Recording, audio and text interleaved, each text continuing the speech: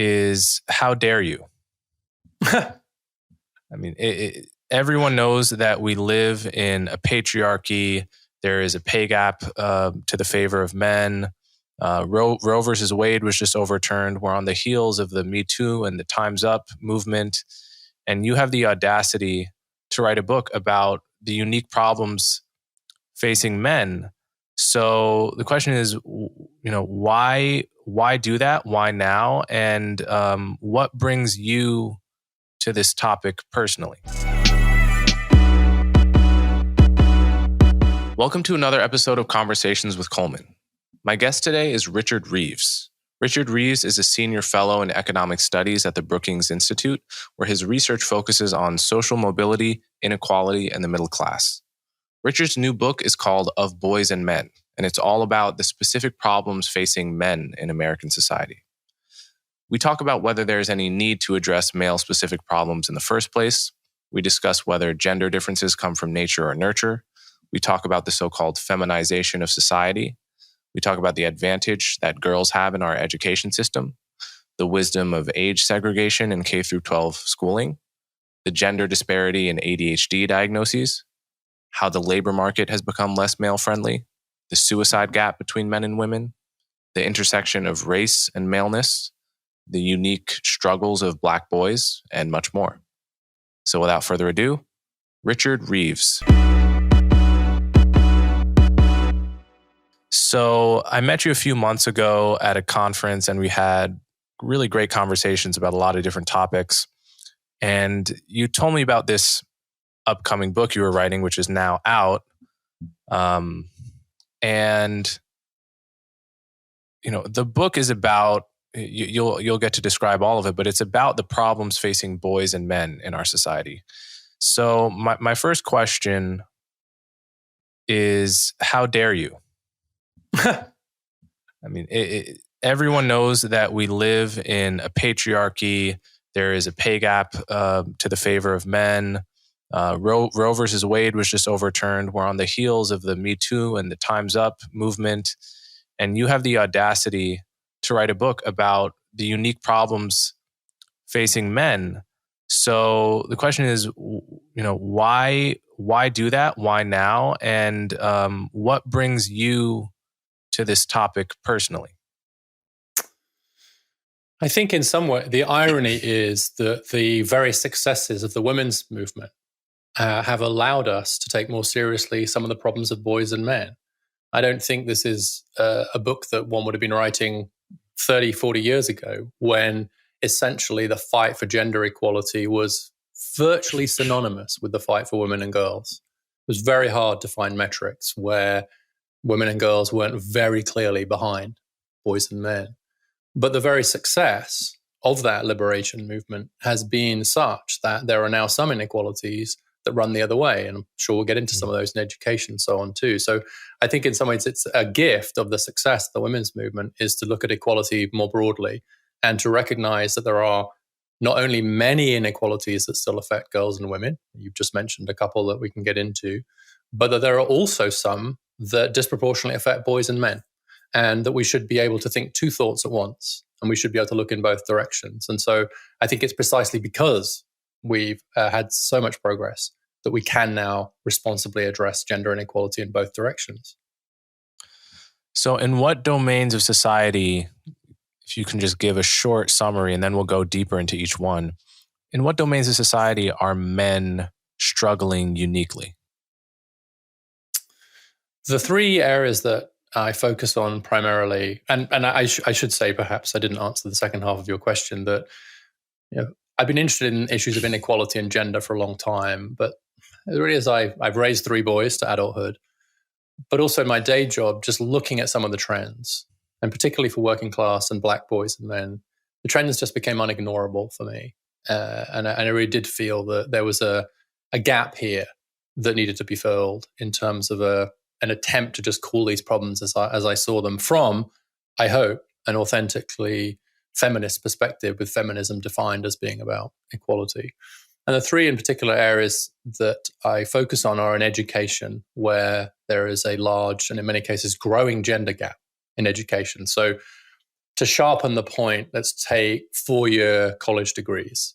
The gender gap in 4-year college degree attainment is wider today than it was in 1972 when the Title IX legislation was passed to help girls and women, but it's the other way around.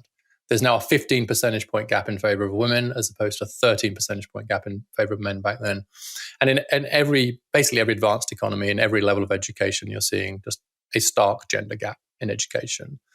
In the workplace, the story is a little bit more complicated because, of course, it is still true, as you alluded to earlier, that on average, there's still a somewhat higher male wage than female one, although for all kinds of reasons we can get into, largely around parenting. But it's also true that most men in the US today earn less than most men did in 1979. So if American men were a country, they're poorer today than 40 years ago. That's a remarkable economic fact, and particularly for men at the bottom of the economic ladder and for black men. We're seeing very slow economic progress, or indeed stagnating economic progress. And that's partly related to the collapse of traditionally male jobs in manufacturing and heavy industry, and a failure on our part to help men into the jobs of the future. And then the third area is the family, where I think the very success of the women's movement in achieving one of its central goals, which is greater economic independence for women, has really, I think, asked new questions about what it means to be a father. And I think to some extent we're seeing too many fathers being benched because they don't or can't fill the traditional male role of breadwinner, and that world is not coming back anytime soon, and nor do we want it to. But we haven't replaced that with what I want to see, which is a much more positive role for fathers as an independent social institution, independent of marriage. And so the result of those trends is to leave quite a lot of men somewhat disoriented, and somewhat lost. And it's that group really that aroused my concern and compassion, honestly, as I was attempting to chart the course through the book. All right, so we're going to hit all three of those topics and some others. Well, let's just go one at a time. Let's start with education. So 50 years ago, men were more likely to go to college. And, some decades before that, it was a very rare and daring thing to be a woman that goes to college and, quote unquote, competes with the boys. That world is in the rearview mirror, and we now face a world where men are less likely to graduate high school than women, less likely to complete college than women, to the point where colleges, in some cases, have to use a kind of affirmative action for men to get some kind of gender parity. I mean, I remember from going to Columbia, the ratio of men to women was definitely, there was more women than men. So what is behind this trend? What's going on here? Well, you're right in the general description. So on campuses now, it's about 60-40 female, male students, and the gap has completely reversed. And it's worth saying, I think, at this point, that nobody expected that. I've talked to a lot of the folks who were writing about gender inequality in education in the 1970s, and really fighting to get Title IX through and do much more to get women and girls into education and through education. Nobody expected the overtaking. You can't find a single paper that said, well, wait, what if the line just keeps going? So it has been genuinely unexpected. And I still think everyone's coming to terms with that unexpected and significant overtaking. And you're right, more likely to graduate high school on time, more likely to go from high school to college, much more likely to go to college, much more likely to complete college on time, rather than drop out, etc. And the result of that is these big gender gaps. And you're also right, there is this interesting sidebar that the only institutions that can practice sex discrimination in admissions are private undergraduate colleges who got a carve out from the Title IX discrimination law. And the reason they got the carve out was to protect single sex colleges. If you made it illegal to discriminate on the basis of sex, then you were overnight going to abolish all the single sex colleges. And so there's this carve out. But now the carve out is being used for those private colleges to discriminate slightly in favor of men in an attempt to remain closer to 50-50.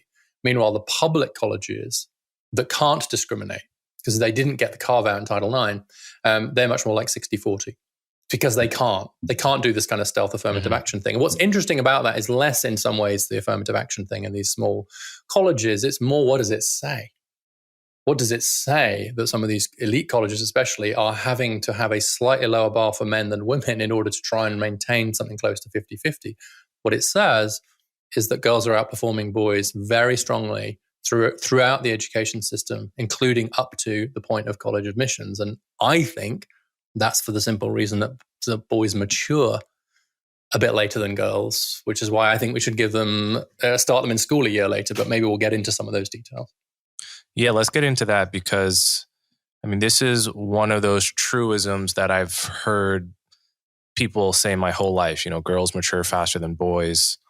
I think in your book you say there's some evidence that it's something like 2 or 3 years faster at some time in childhood. Is that was surprising to me? Yeah, so it's not a truism; it's true.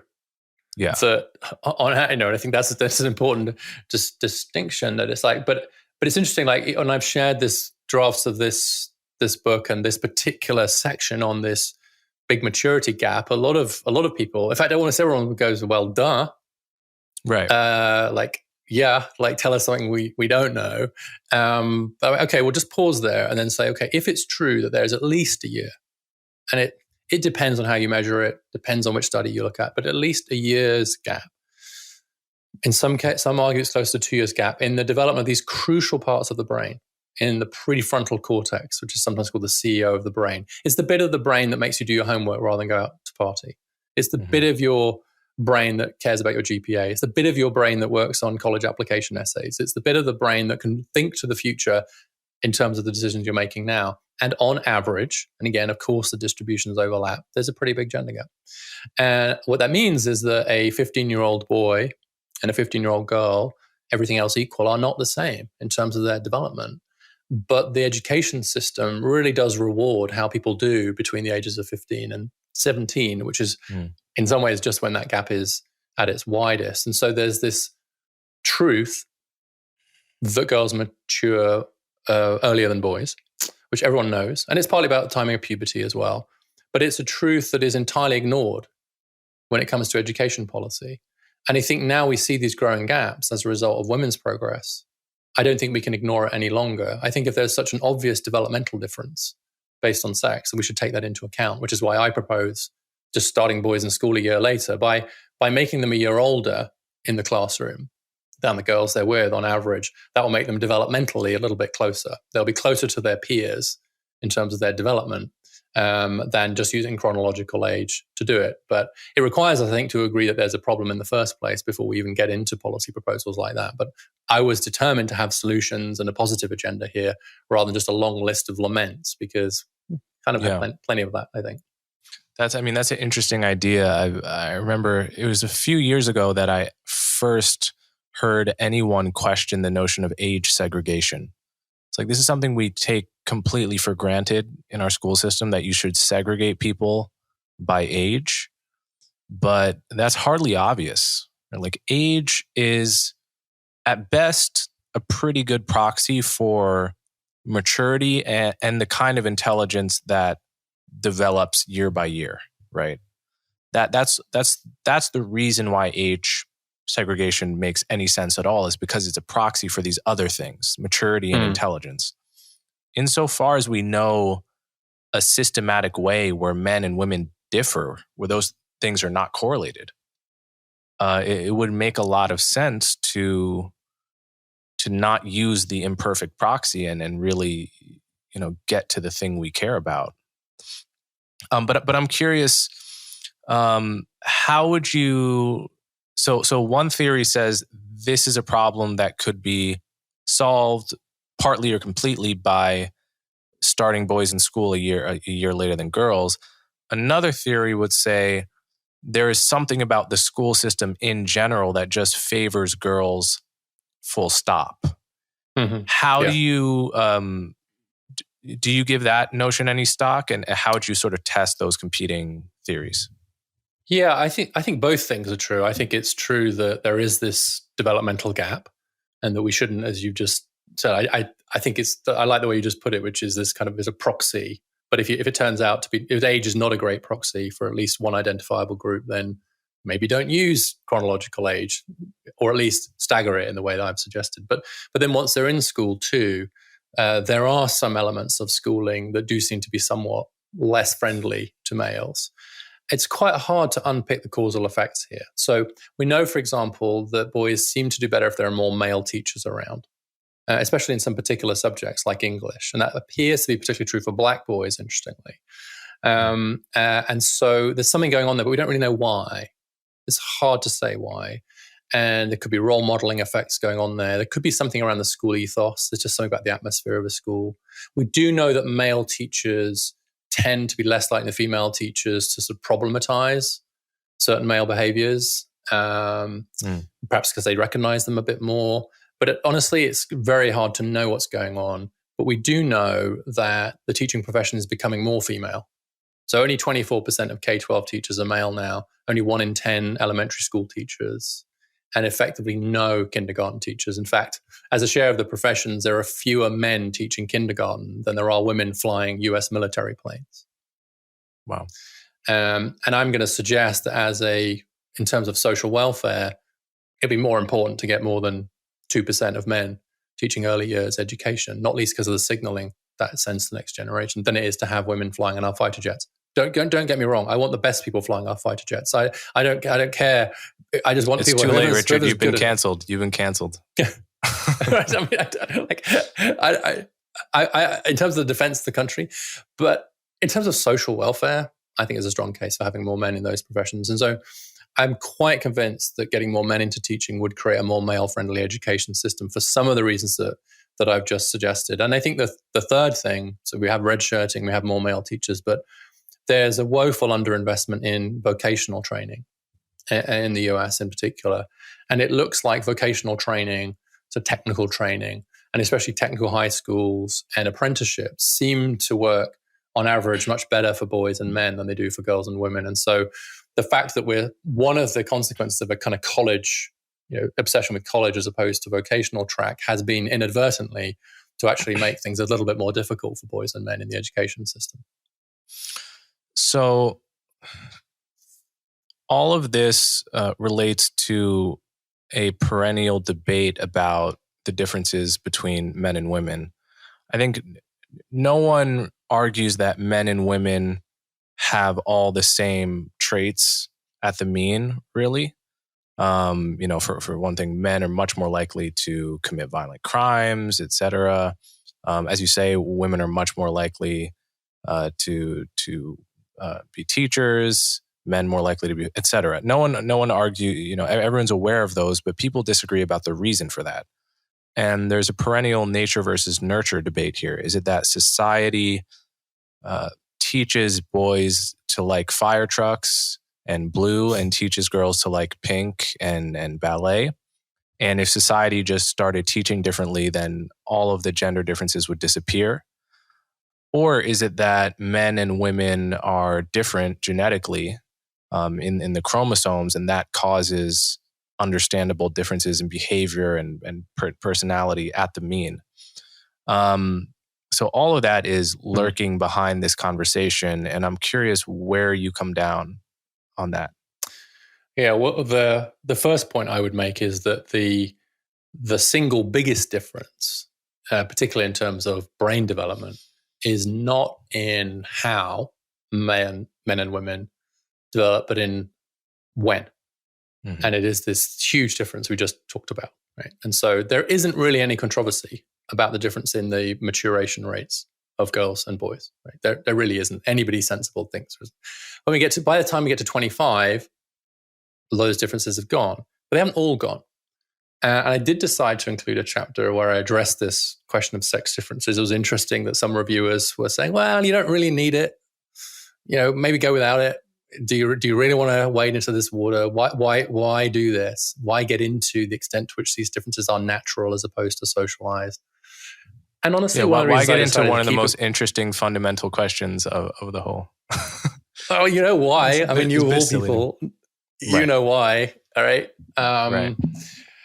Don't make any. And no, if you're trying to be strategic and about a persuasive project like this one, then I think it is important to consider like which battles to fight and which issues to address. But I didn't really find very many good faith treatments of the issue out there, honestly. And I thought I could offer one. And so I did get into some of these differences. And the things to say are the distributions overlap, the differences at the mean, but they're not trivial in some cases. You've alluded to one already, which is a propensity to aggression. And I find the nature-nurture debate frustrating on a couple of levels. One is obvious, which is it's obviously both. And everybody will say that. And then what people do is they say they both matter and then proceed to only talk about one of them. Right. Depending on their priors, right? So they have a sentence somewhere saying, of course, both matter, but the rest of my book is going to be about why it's all nurture or why it's all nature. So that's frustrating. But the second reason is just because my view is the fact that there are natural differences between men and women in terms of risk-taking, sex drive, aggression, people, things, orientation, doesn't make culture less important. It makes it more important. Because culture affects the way in which those natural tendencies are expressed or not, the ways in which they're channeled, the ways in which they're valorized or not. And so it is perfectly possible to say that there is a higher propensity to aggression and violence among men, obvious and true, and that's not just socialization. There's a huge gap. There's like a 5-fold gap in rates of aggression at 17 months old. And I think you have to be borderline nuts to think that by the age of 17 months, you've been so thoroughly socialized into thinking that boys hit each other and girls don't, that that's the reason for the gap. And so, but we also have to take into account the fact that rates of violent crime have halved in the last few decades. And that rates of violent crime are completely different in one country compared to the country right next to it. And so the idea that culture doesn't matter for the way in which an innate tendency expresses itself or doesn't is just crazy. The denial of natural differences, ironically, ends up meaning we pay less attention to culture and to the institutions and norms that help us to manage nature. And so there's a weird byproduct of the blank slate approach is to actually make culture, take culture less seriously than we ought to. Yeah, it's interesting. I mean, it's always been in some way a false dichotomy or a false framing, in the narrow sense that part of human nature is to absorb culture. The reason we absorb culture is because we are wired to absorb culture, right? Like we're wired to pick up the language that we grow up learning, to pick up, to imitate, and so in that sense, it's I think, I mean, Roy Baumeister's book on this, The Cultural Animal, is I think just a brilliant statement of that. In fact, Joseph that's like Henrich. It's like what separates us most, arguably, from other animals. We're evolved to be cultural animals. And Joseph Henrich's work that I also cite quite a lot on co-evolution and how culture and nature co-evolve. That's really where the serious scholarship is. And so what it is, the question then is like, okay, so let's think about what kinds of cultural institutions and norms bring out, say, the best in men and bring out the best in women if they differ on average. And I think that's the real question. And that question is avoided by an insistence that it's either one or the other. When it comes to hiring, you need to trust your gut. But what if you could give your gut some help? When you want to find top talent fast, you need Indeed.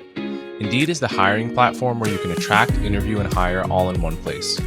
Don't spend hours on multiple job sites looking for candidates with the right skills when you can do it all with Indeed. Find top talent fast with Indeed's suite of powerful hiring tools like Indeed Instant Match assessments and virtual interviews. Hate waiting? Indeed's US data shows over 80% of Indeed employers find quality candidates whose resume on Indeed matches their job description the moment they sponsor a job. Candidates you invite to apply through Instant Match are 3 times more likely to apply to your job than candidates who only see it in search, according to Indeed data. With Instant Match, as soon as you sponsor a job post, you get a short list of quality candidates whose resumes on Indeed match your job description, and you can invite them to apply right away. Indeed does the hard work for you. Sponsor a job and boom, Instant Match shows you candidates whose resumes on Indeed fit your description immediately after you post. With Instant Match, you can start hiring fast. Join over 3 million businesses worldwide using Indeed to hire great talent fast. Indeed knows that when you're doing everything you can for your company, you can't afford to overspend on hiring. Visit Indeed.com/conversations to start hiring right now. Just go to Indeed.com/conversations. Once again, that's Indeed.com/conversations. Terms and conditions apply. Have you heard of the notion of the feminization of Western society? I mean, I've read some things which have sort of coined this phrase that Western nations have undergone a feminization process in the past 50 years, which is to say the cultures and structures have become more friendly to attributes, held more often by females than by men. Whereas, 50 years ago, 100 years ago, it was in many ways the opposite. I mean, I think there's certainly something to this.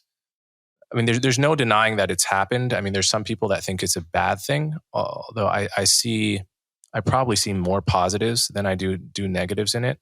So, like, for example, the total overhaul in the culture of bullying in America, right? Like, you talk to people who grew up 2 generations ago, the concept that bullying was a big problem in school to be solved would be laughed out of, it would just be laughed out of the average dinner table conversation. Whereas now schools in general take bullying as a concept to be inherently bad and to be something to really crack down on and take seriously.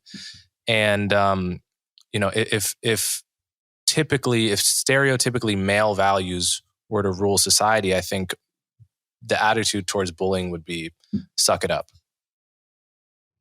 Yeah, well, in general, I think that the folks who are talking about the feminization of culture are largely mistaking the equalization of culture for the feminization, right? And what we're seeing is just a balancing of the culture in such a way that let's use the labels of feminine and masculine with all the caveats of overlapping and on average, and not say that every time, because that's boring.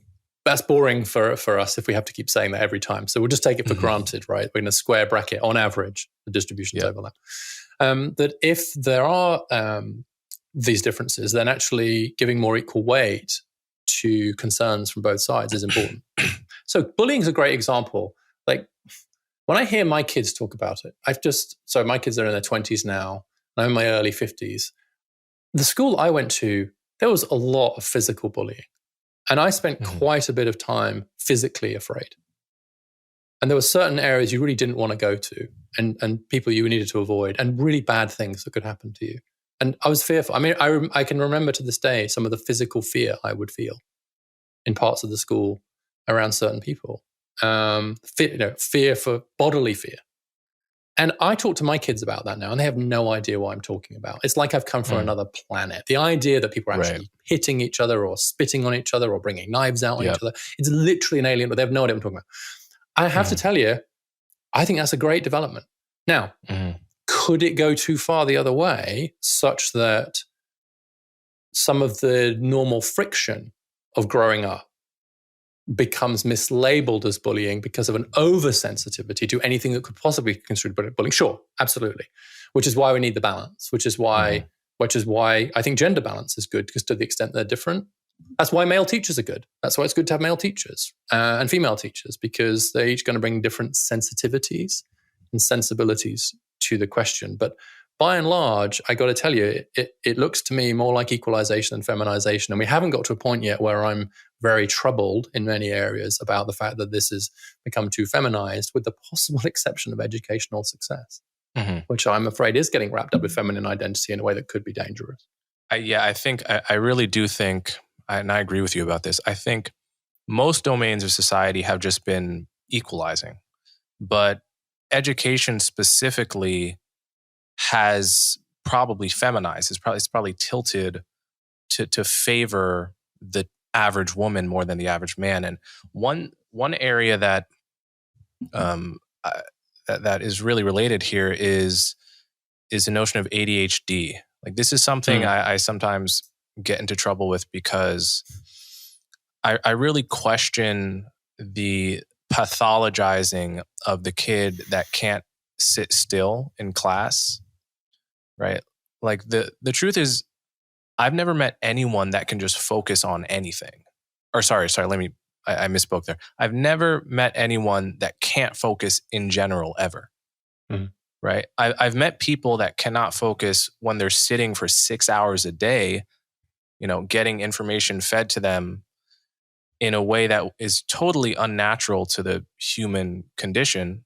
But like as a musician, for example, I know brilliant and successful professional musicians, not just mediocre, amazing musicians that can sit and practice a piano if they're interested for 5-6 hours, but cannot read a homework assignment that they find boring, right? That's not a generic inability to pay attention. That's boredom with a very specific task that we demand of people only in the past couple hundred years.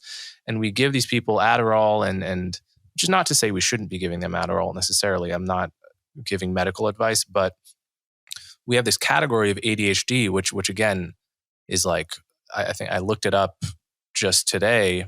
You'd probably know better, but according to Google, it's like 4-to-1 diagnosis, male versus female, right? It's like 4 boys being diagnosed for every one girl being diagnosed. And basically we are saying you have a disorder because of your inability to sit still in a classroom for 6 hours, 5 days a week, 9 months out of the year, where, I mean, it's possible just school, that kind of school is not going to be where you flourish in life, and that's okay. It's like, for instance, if somebody can't run really fast and jump high and isn't super coordinated, we don't say you have a disorder. We just say probably pro sports is not for you, right? Mm-hmm. Yet we pathologize something that I consider normal, which is only being able to focus on stuff you really, really, really like.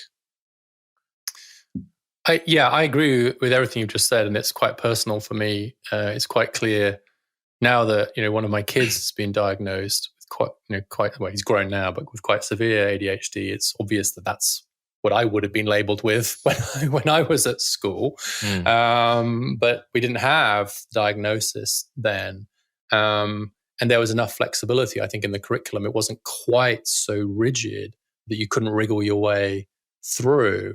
And I think it's one of the reasons why vocational learning can be really helpful. I'm thinking about, there is this ability to hyperfocus as well. So I'm thinking about my son in particular is like really, really struggled in school for precisely the reasons that you've just said, which is the need to sustain attention at a task that's intrinsically dull. Mm-hmm. Because your prefrontal cortex is telling you it'll help you get to college, which will make for a good life, right? Which boys don't have to anything like the same extent as girls. And so you're dying inside. I remember at school just looking out of the window and imagining things in my head just to sort of survive, making up stories in my head just to survive the excruciating sense of sitting in that plastic chair for so long. And I saw my son go through it too. But get him on a task he's interested in. Our refrigerator breaks and he has to completely take the circuit board apart and fix it. 5 hours, completely undivided. Like, actually, you can't get him to stop focusing on it because he's got interested in it. Right. And I agree. So pedagogically, the danger is the education system has inadvertently, and I'm not going to blame anybody for this, has just ended up being structured in a way that is less male friendly. It does reward long periods of sitting still. Boys do need more physical outlet. That ability to kind of focus on intrinsically quite dull tasks rather than let them be more project led. More focus on like books rather than vocational, etc. So you're right, and the danger is then it gets pathologized. So the ADHD numbers are striking, but I also discovered when I was looking at this that 23% of American boys are diagnosed with some kind of developmental disability. And I have to think, really? Maybe it's the system at that point, right? When you get into those sorts of numbers, you think, really, that does, and it's correct against all these definitions, including things like ADHD, that they have a developmental disability. But there's a certain point where you have to start to wonder if it's the institutions that are failing the boys rather than the boys that are failing in the institutions. Yeah. And I would make a sharp distinction between something like ADHD and something like autism, because, if you have autism or Asperger's and you struggle to understand people's facial cues, that's a disadvantage regardless of how society is structured. That's intrinsically a disadvantage in life given how important human communication is, right? Whereas in most societies up till about 2 seconds ago, and in some societies today, the suite of symptoms we call ADHD might not be dysfunctional at all. It would be totally within the realm of normal and in some sense positive. It's like you said, I've been I'm a person that some people view as smart, and I read books and I interview people like you, and you're a guy that writes books, and I'm writing my book as and well. You're writing a book, right? Yeah. Yeah. Yet I've struggled mightily to pay attention and focus, even for very short periods of time in classes that the majority of classes I had in college and many in high school too. I mean, it was a mighty struggle for me. If I wasn't able to cram lots of information in an emergency setting before an exam, I would have done poorly instead of excellently at Columbia. And, like my intelligence, whatever intelligence I have, is really, it's almost only brought out when I'm super interested in something. And then I can focus for, lengths of time that are like possibly dysfunctional. Yeah. So. And it's also why why in the long run, I think it all kind of works out, because the labor market, assuming you have a pretty pluralistic labor market, provides lots of opportunities to match your particular idiosyncrasies to a role. And so, like, if you've got my kind of attention deficit problems, which sounds like is similar to yours, then actually being a journalist was terrific. Right, hyper-focused for a while on something. There was a subject I was interested in, it was economics, and then file it and then start again the next day. Yeah, it was fast. It was high adrenaline. All of those things worked. And then I just, I've always found ways to do work that's intrinsically interesting to me, and because it's interesting to me, and I have cognitive skills, I can succeed at it. Yeah. And so the labor market, I think it just has so many niches in it. I say this to my kids all the time. It's like, don't worry about school. You'll be okay in the labor market. But the education system is the opposite. The education system is the opposite of plural. It's incredibly unitary. It's incredibly prescriptive. And it rewards these non-cognitive skills, the ability to stick with tasks that are not intrinsically that interesting, but which will pay off in certain tangible ways in the education system. Those are rewarded, like your GPA. And you're seeing colleges now moving away from even using the SAT or ACT in admissions, which means GPA will get more important. And girls are smoking boys at GPA. Among the high schoolers with the top 10% GPAs, 2/3 of them are girls. At the bottom, 2/3 of them are boys. And GPA is a great example of something that does reward the stuff that many people struggle with, and boys especially, which is turning in the homework, doing the boring stuff. Why would you do that? And the answer is because it'll get you a good GPA. But why do you care about good GPA? To get to a good college. Why do you care about that? I mean, you're not future oriented enough to think about that. And so that's one of the ways in which the education system is structured to favor girls on average than boys. Again, totally, it's not a feminist plot. Feminists didn't sit down 100 years ago and design the education system this way. In fact, they weren't the ones doing it. It was men. But but now that girls have had the sort of brakes taken off and are heading off to college in such numbers, I think we can see how the education system is structurally not working for boys and men, and we can have some positive solutions to it. And that doesn't in any way mean we should be trying to roll back the tide on women's educational success. It means we should be helping the boys and men keep up.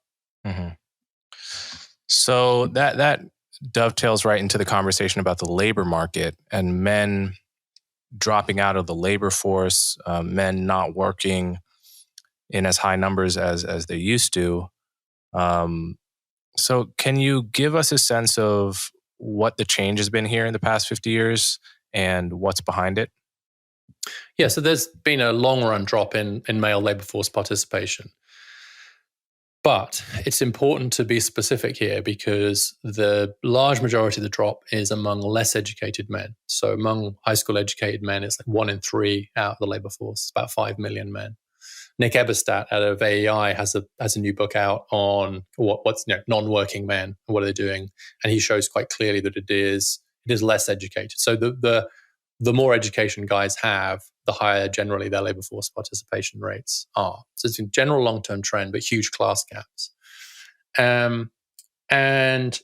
Meanwhile, we've seen women's labor force participation rise, although it has leveled out a little bit recently. So then the question is why? And I think there are some good reasons why, which is we have seen the rise in the ability of women to earn. And so at the margins, you're seeing some men who don't have to earn. But the much bigger reasons, I think, are that traditionally male jobs have declined precipitously over the last 40, 50 years. And this is obvious: manufacturing, heavy industry, etc. And men haven't, by and large, moved into some of the growing occupations which are more female-dominated, such as in health and education, at all. And so they're somewhat stuck between the labor market of their dad and the labor market of their wife, and haven't managed to kind of make that adjustment back through. It's not helped when politicians come along and promise to wave a magic wand and bring back the labor market of the 50s. So the result of that is quite a bit of detachment from men. But by and large, they're not coming out of the labor. I wish I could say they were coming out of the labor market to care for kids and care for others. They're by and large not. By and large, it's not clear exactly what a lot of them are doing when they're out of the labor market. But it's not, unlike for women, when women aren't in the labor market, it's usually because they're doing something else. With men, it's not clear what they're doing. And I think there we have to ask ourselves hard questions about the role of men and the role of men in the family. I think that the danger is of making men feel benched if they can't fulfill the traditional breadwinner role. That reduces their incentive to go into the labor market. I'm sure that's part of the story.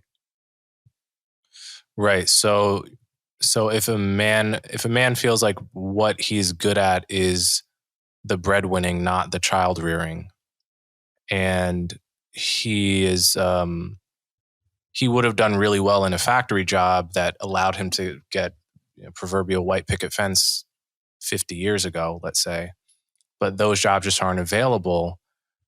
You're saying, he is less likely to work, or less likely to even try to find a job, because it's less certain, or it seems less certain that he would even be able to be a breadwinner for a family given the jobs he could do. Yeah, that's right. The causal arrow, as usual, runs both ways. I think it's quite clear that changes in family structure have had an effect on male labor supply, and so to the extent that a guy doesn't feel like he has to fill that role of breadwinner, that reduces his incentives to be in the labor market. But it's also true that if men are out of work or struggling to earn a decent wage, that makes them much less attractive as marriage prospects or as mate prospects. And so they're less likely to form a family. And there's good evidence for both of those trends, I think, which is that they're basically feeding off each other. And so that's a particular issue in the lower income the community, the more true that is, because that's where men's wages have absolutely cratered at the bottom of the labor market.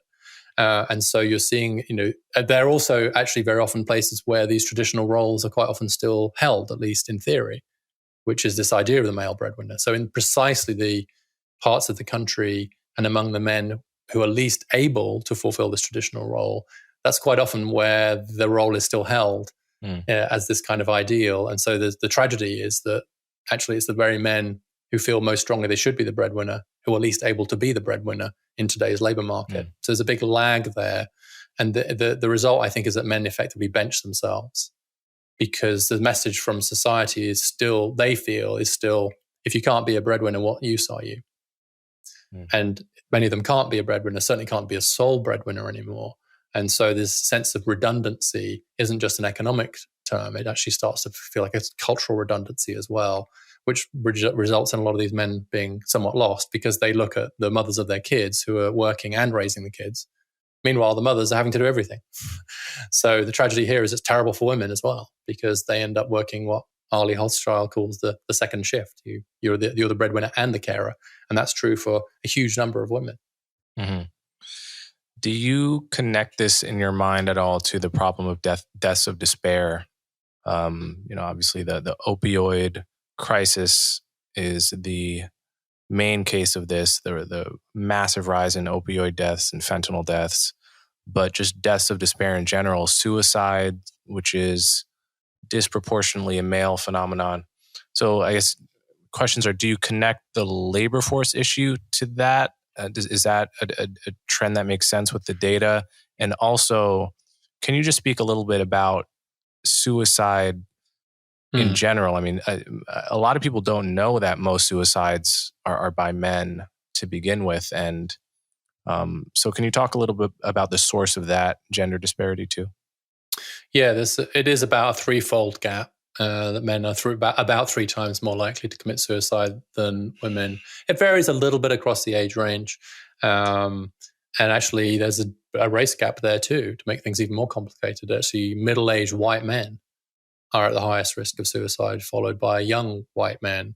And so there's race, there's class, there's gender, but the biggest gap of all is this gender one. You see it in a lot of different places. And when I was doing this work, I came across this study by, I can't remember her first name now, Dr. Shand. It's an Australian researcher. And they'd done something really interesting, which is they'd looked at the phrases that men had used before committing suicide or attempting suicide in terms of trying to get it like motivations. And the top words that they found were words like worthless and useless.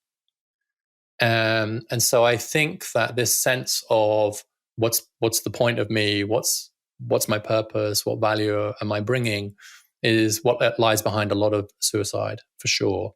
And so it relates to some of the conversations we were just having. It's worth saying, I think, that the attempted suicide rates, the gap in attempted suicide rates is much less. It's in completed suicides where it's really big. But more generally, the deaths of despair point is a good one. It's about a threefold difference there as well. Like, men are 3 times more likely to die from either suicide or some sort of drug overdose or alcohol. And I think that is about this purpose and connection that you feel. And it's striking that one of the reasons why opioid deaths are so much higher than for other drugs is because the user is very often on their own and indoors. And so, whereas you think about some drugs, they're drugs you take when you want to go party, right? Or you want to chill with your friends. So you smoke pot to chill with your friends. You might have MDMA because you're going out to a club. Or opioids you take on your own. Opioids are drugs of retreat and drugs of despair. They're painkillers in the broader sense, I think. And so it's no surprise to me that it is working class men who are particularly vulnerable to opioid overdoses. And as I said, they're very often just found on their own. They were not partying. They were not with somebody else. They were alone. And I think that the dislocation that a lot of men are facing, especially working class men, is at the root of many of these deaths of despair problems. So you had a neat, if not solution, a way forward on the education issue. Do you have a way forward on the labor market issue? Yeah, I mean, I think the big one for me is just look at where the jobs are coming from and help men to get into them. It's that sounds like a very simple solution, but it's a real problem that we've worked very hard to get women into many previously male-dominated jobs, but we haven't done the same the other way around. And so a good example here is STEM. Right? One of the things I also discovered was that the original acronym wasn't STEM; it was SMET. And then the woman at NIH, and she changed it. She was like, "This is a terrible acronym. I'm going to change it to STEM." And literally overnight, it sounds like a fluid that shouldn't be coming out of one of my body parts or something. I don't know where to go with it, but SMET was a really hard sell. STEM turned out to be went absolute gangbusters. There was almost immediately a caucus in Congress. There was a discussion, and it became so it was a brilliant move on her part. To get an acronym in. And actually we've, partly because of just we needed it for the nation, but also just getting women into STEM was a big thing, as well as women into law and medicine and all those other professions that were previously very, very male indeed. I mean, hugely male dominated. But a lot of the jobs that are growing fastest now are in what I call the HEAL sector. So that's like the mirror image of STEM, which is science, technology, engineering, and math, is HEAL, which is health, education, administration, literacy skills as opposed to mathematical skills. And they're like huge sectors like nursing, teaching, psychology, social work, counseling, social care provision, etc. And for every one job we're going to create in STEM between now and 2030, we're going to create about 3 in HEAL. But those professions are not only incredibly female dominated, most of them are becoming more so. And so it's So the gender desegregation of the labor market has been almost entirely one way. And in some cases, it's been quite precipitous, the decline. Like psychology, I'll take one example. Psychology has gone from 39% male to 29% male in the last decade. And among psychologists under the age of 30, only 5% are male. So you just run that forward in terms of what it will mean. And that matters a lot for clients as well, by the way, for providers. But from an economic point of view, helping to get men into those jobs through scholarships, just like as we did for women into STEM, through subsidies to employers, to diversify those sectors, including this massive male recruitment drive into teaching, which I just referred to. So I think that's it. Men are a little bit stuck right now between like this world as it was and the world as it is, and we have to destigmatize and degender some of these professions. Nursing is another great example. We're still only at 12% nursing are male. And that's just a crazy low number, given what a huge occupation that is. And of course, in some of these occupations, like nursing and teaching, we're facing potential big labor shortages. But we're trying to solve them with only half the workforce. My name is Coleman Hughes, and I'm the host of the podcast Conversations with Coleman, a platform where I have honest, unfiltered conversations with the world's brightest minds on the most pressing issues of our time. The ability to think freely is what moves society forward. That's why, for all fans of the show, I've created the Unfiltered Community. The Unfiltered Community is a space for open, honest conversations about difficult social and political issues. In the Unfiltered Community, you'll also gain access to unaired episodes of Conversations with Coleman, exclusive Q&As with me, and other bonus content. Join me and thousands of others as we challenge convention, question everything, and seek the truth with an open mind. Let's change the world, one conversation at a time. Join the community today at www.colemanhughes.org/unfiltered. So, I mean, this is where you bump up against politics. I'm picturing a world where your message reaches the relevant decision makers and people say, well, shit, we really have to get more men into these female-dominated professions.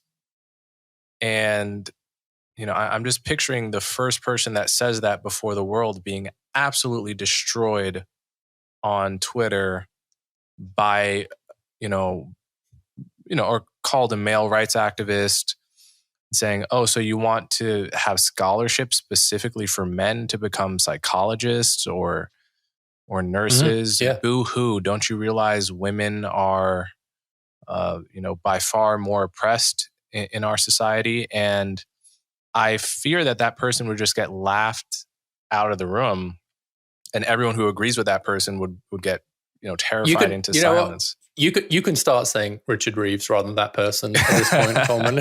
You're being very polite, but everyone listening, that person. Yeah. Who could you be talking about? Right. But yeah, I mean, we'd have to undergo a serious cultural shift in the elites and relevant decision makers, for the logic of these points to be carried out in policy. I mean, I could imagine it happening. In theory, I could imagine it happening. Pushing boys back, going to kindergarten at 6 instead of 5. I can imagine that if public education were at all rational and responsive to like reason, and things could change quickly, which is not the case. But I can't imagine it with my current perception of the culture, which is a real shame. Well, I mean, I guess to some extent I'm testing that proposition here. I should say that I lead the argument about getting more men into these occupations with an employment argument, this is where the jobs are coming from. Mm-hmm. But I think if I'm making the argument again, in fact, if I could go back and rewrite the chapter, I think what I would do, and you're obviously always rewriting even after you've finished writing. I think I'd focus more. I think it's more persuasive to talk about how it's important for those professions and the users of those professions for there to be more men in them. I was talking to a journalist about the book, from a very progressive outlet, and I was interested to know how that would go. And she talked about her dad in a care home and how when he needs to go to the bathroom, which he needs a lot of help with, he'd really like a guy, but there are no guys. Right. And I think a lot of women in that situation want the same too. Or if you're a guy and you need to go to see a counselor about, an addiction to pornography, maybe that would be easier with a male guy. If you're a boy who's got special needs at school, maybe it would be helpful if the special needs teachers had some men. And so actually I find that argument lands much more with people, which is the diversity of those professions is not just because I think we need to help men get into those jobs for their own needs, but because, well, first of all, they got shortages, but for the users of those services. Do we really want a world where there are no male social workers or male teachers or male nurses or carers? Do you as a man or want to be in a hospital where a guy can't help you in the bathroom? Do you? Or a woman? I mean, it's at the other end. So I find that argument more persuasive. And if I can persuade with that, then I could say it's going to take some money. We're going to have to incentive, because these professions are so gendered, it will take special incentives like scholarships and subsidies, exactly as we are doing for women into STEM. There are hundreds of scholarships and subsidies to get women into STEM jobs and STEM courses at colleges, and that's great. Why can't we do the same? And maybe there are compelling arguments why we can't, but I haven't encountered them yet. And I think it's time to have that conversation. I think we can have that conversation now. I could be proved wrong. Ask me again in 2 months' time. But it feels to me like we can't just keep watching these professions have fewer and fewer men in them with every year and not do anything about it. That feels culturally irresponsible to me. When you were talking just now, I was reminded of a story in my family where my uncle, my mother's brother, had HIV in the 90s, AIDS, and was in the hospital. And my father, his beard was growing in the hospital bed, and it was very itchy and uncomfortable for him.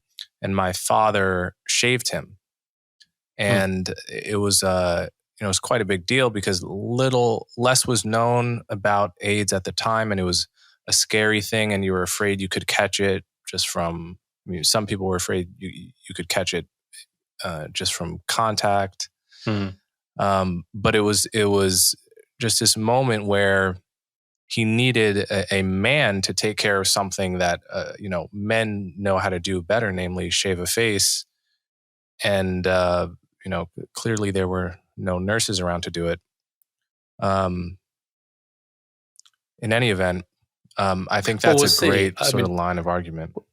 I mean, as I've talked to people about it, I actually find that people are open to the idea that it would be better to have more men in those professions. Certainly that we shouldn't just allow the trends to go the way they're going, and not do anything about it.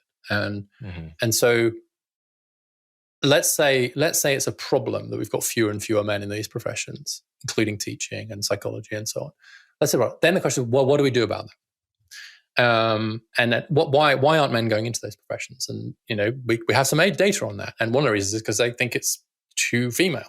And it looks actually in some cases if there's even sort of disproportionately going to be gay men that select into those occupations as well. So it gets tied up with issues around sexuality as well sometimes too. And so unless we can reduce the stigma for men going into those professions, one of my sons works in childcare and early years education, and he runs into this all the time. He's actually not got jobs explicitly because they say no, our parents won't trust their kids around a man. Yeah, right. And so we have to be careful. We're going to reap what we sow here, and I think so there's a cultural shift here, and just some policy. Some scholarships, like there's an act in Congress now called the STEM Restart Act to kind of give employers incentives to take women and ethnic minorities into STEM. Great. How about doing the same for HEAL jobs for men? And I would argue in some cases, especially men of color, but just men. How about that? Like, why not? What's the argument against it if you buy that it's a problem and we should do something about it? Because right now, otherwise, we're doing nothing. And we're doing nothing because I don't think many conservatives are actually, well, the conservatives who are worried about it don't like the idea of using public policy to address it. And the progressives who like using public policy aren't convinced yet that this is a problem we need to address. And so the result is there are no policies to address it. And in fact, no attention is even paid to it. In fact, on the point of progressives, I would go further. I would say for many of them, the ideology they subscribe to in principle blinds them to seeing that this kind of thing could be a problem. In other words, it's not, some people that are persuadable by evidence aren't the problem. Generally, people that have an ideology which says women are by nature across the board in every way more oppressed than men. We live in a patriarchy, and for whom that idea is all encompassing. There are no exceptions to that worth talking about. They're not going to be able to see or be moved in any kind of urgent way by these sorts of arguments. And I mean that comes to this argument of the intersection of race and gender here, which is something I've been thinking about a lot, and we talked about a few months ago when you mentioned your thesis in this book. Ever since the rise of intersectionality, of intersectional feminism, which is what Kimberly Crenshaw invented in the late 80s, early 90s, there's been this idea that's very popular on elite college campuses and in other places, which basically says different kinds of bigotry are more than the sum of their parts. It basically says there's racism against Black people, there's sexism against women, there's homophobia against gays and lesbians, there's transphobia against trans people. And if you're a Black woman, say, you experience both racism and sexism. And those are kind of more than the sum of their parts. And so you experience more oppression than a Black man does. Mm-hmm. That's at least one reading of intersectionality, is that, a Black woman suffers more than a Black man on average. A Black trans woman suffers more than a Black cis woman, etc. All of these bigotries are additive. Yeah. Can you talk about how you evaluate that idea as someone who is thinking about the problems uniquely facing boys? Yeah, sure. And I think it is a good example of the need to avoid these zero-sum games that people on left and right keep trying to trick us into. Like, if we do more for boys and men, it necessarily means doing less for girls and women. So constant zero-sum game thinking, trench warfare, style culture war. And then you turn it to something like the particular position of Black boys and men.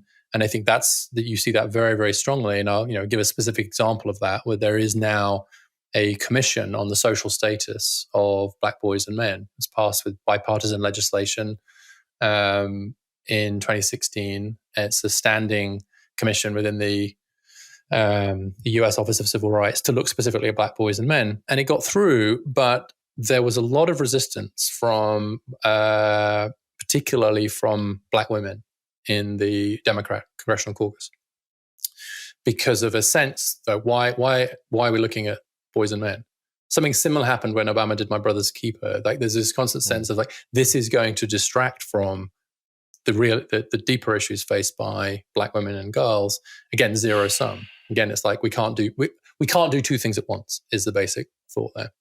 So that's an example of just how difficult this can get.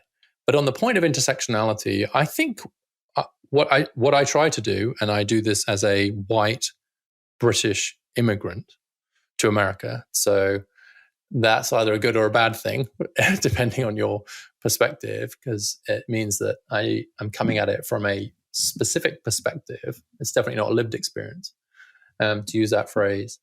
But I think I'm taking Crenshaw at her word in a way that I don't think her followers, or indeed she herself, sometimes does, which is to say that what intersectionality means is the relationships between different identities are not fixed, and they can overlap in complex and different ways. And so it's not as if it shouldn't be treated as additive. It shouldn't be male always above female, white always above black, etc. It will depend on the circumstances. Right. And then when you cut them across each other, things get really interesting. And so look at the race and gender now, and white women earn a lot more than black men. Okay. So which binary am I going to go with? Which binary, what's going on there? Black men are half as likely as black women to go to college and get a college degree. The gender gap between black women and black men on almost every positive dimension is bigger than for other racial groups. And so actually what I think is that black men, and I argue Can you restate that? Because that's a really important point. That's a really important point. Which one? It's the top one. That the gender gap between black men and black women on almost anything you can name or care about is much bigger than the gender gap between white men and white women.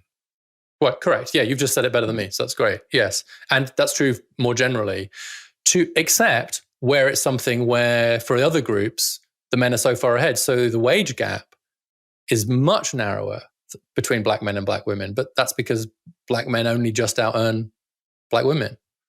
And there are actually more black women in the labor force than black men. But on all the others, education, health, etc., the gap goes upward mobility. Black women, this is Raj Chetty's work now, black women are actually the most upwardly mobile out of the bottom quintile. Black men are the least upwardly mobile, with whites somewhere in between them. And so I think it's becoming a borderline irresponsible in some of these, in some cases, to use just the racial category to look at the experience, because you're then occluding these gigantic gender gaps within the black community, between black women and black men. So one more example, black women now, young black women are more likely to have a postgraduate degree than young white men. But black men, half as likely. So if you take intersectionality seriously, then you cannot presume just out of the gate, a priori, that black men are above black women. That becomes an empirical question. And I think the empirical answer is no, they're not. And that's before we get into issues of incarceration, criminal justice, suspension from school, and so on. And so black men are not disadvantaged despite being male, but in some cases because of being male. And that's, I think, applying intersectionality properly. That is what intersectionality should be. If that's what Kimberly Crenshaw had said in her original paper, I think I would be an intersectionalist. I would want to look at the unique ways women suffer, women much more likely to suffer sexual violence, for example, and then look at the unique ways in which men are suffering. And that would be a really helpful conversation. What intersectionality is in practice, and I think in her words, is really this simple: women have it worse. Black women have it worse than black men. Black trans women have it worse than black women, because it all adds in this simplistic way. For example, I remember in Kimberly Crenshaw's TED Talk, she does this thing at the beginning of the talk where she asks people if they've heard of the names of certain black men killed by the police. Have you heard the names Michael Brown, Alton Sterling, Freddie Gray, et cetera? And everyone raises their hands. And then she names a few, the names of 10 or so black women killed by the cops, and most people haven't heard of them. Very few people have heard of them. And she goes, "See, this is intersectionality. So you've heard of the oppression of black men, but you haven't heard of the oppression of black women." And it's like, oh, such a deep point. And then, my immediate reaction was like over 90% of the black people killed by the cops are men. So what she's doing, it's like naming a bunch of famous female rape victims that people may have heard of, and then naming a bunch of male rape victims that you haven't heard of, and then saying, well, isn't that funny that you haven't heard of? Well, no, it's the overwhelming cases of people getting sexually assaulted and raped is happening to women. That's why we know more cases. And so, it's obvious to me with an issue like racial profiling, for instance. I do not think that Black women experience as much racism from the cops as Black men do. I think Black men specifically experience the brunt, the majority of racial profiling and the cliche of crossing the street when you see a Black man. The cliche is of a Black man for a reason, and that goes into, especially if you're a Black man from the hood and you have the way of speaking and the way of dressing, that affects you in a job interview. It affects you more if you're a man from those areas, I think, in many cases at least, than if you're a woman. And that's a point very few people make. Yeah, it's because of this. I think you had Roland Fryer on a little while back talking about some of that, some of those stats. And it is this fear, I think, that if we think about thing A, we'll stop thinking about thing B, rather than being able to think about them both. Right. So if we start saying there are some really particular ways in which Black boys and men are at a disadvantage, not just because they're Black, but also because they're men, boys and men, that they face a kind of gendered racism, or if you prefer, just a form of sexism because they're Black, because of the implicit bias stuff. And there's a huge, not a lot, as you probably know, the implicit bias stuff is riddled with all kinds of problems. But one of the things that comes out of it so strongly that it doesn't matter what the methodological issues are, is like Black men are seen as more threatening. But just in a different, again, than white women at the bottom. And so there's no question, I think, that culturally there's a sense in which Black men are seen as more of a threat. On all kinds of levels, I think. And so that means in that category, Black men are definitely more disadvantaged than Black women and than white men, right? And so that's okay. But there are other ways. So, for example, there's some evidence that Black women face a bit more pregnancy discrimination than women of other races. Although, interestingly, when I was thinking about this in the light of the data, is that might not be completely irrational because, well, no, it is irrational. Because Black women actually, no, it's completely the opposite of what it should be, because Black women are more likely to come back to work straight after having their kid than women of other races. And yet it looks like they might face a bit more discrimination. And so what we have to do is kind of keep intersecting, I guess. Is the problem with intersectionality, it doesn't go far enough. Not that it's gone too far, it doesn't go far enough. And it doesn't take seriously the idea that things can go in different ways in different places and at different times. That's what I think the theory should allow us to do. Yeah, I mean, I become angry and cynical when I hear, of what you said like around 10 minutes ago, Black women politicians poo-pooing the idea that there is a special and unique problem to be addressed in Black men. That to me, that makes my blood boil, because, the hypocrisy of a person that only, pretends to be the torchbearer for empathy in society and the moral conscience of the world, to just ignore the identity because it's not yours. It seems totally cynical to me and contrary to the spirit of everything that the left ought to stand for and believes itself to stand for, and does stand for in many cases. It's really a very important point. I mean, I think let me try and be a little bit more generous, and perhaps not ignoring the differences between the identities that we occupy. But I think it comes back to something we were talking about a while ago, which is, I think among a lot of, and these are mostly kind of feminists, Black feminist women, I think that's how they identify, and some white feminist women too, actually. It wasn't just the Black women in Congress, but is a sense that the gains are a bit fragile. They're precarious. And so anything that seems to push against a continued focus on women and girls threatens to reverse the progress that's been made. There is, I think, you even saw some of this in the discussion around what COVID was doing to gender relations and so on too. There is a sense of this is incredibly precarious. We could be back in a deep patriarchy tomorrow if we're not careful. It doesn't feel, the victories don't feel secure enough yet, I think, for people to almost like just breathe enough to be able to say, okay, let's look at these issues now. Let's look at some of the issues for boys and men. But actually, I think the gains are incredibly solid and growing in many cases. We have a labor market now where 40% of women earn more than the median man. And that's up from 13% in 1979. So it's one of those figures that some people are like, wait, hang on, let me get my head around that. But it's, you have an overlapping distribution. Mm-hmm. Like if the distributions are exactly the same, then 50% of women would earn more than the median man, by definition, 50 and 50. But 40% earn more than the typical man. And so the economic situation of men and women has been transformed in a way that is not going to be undone.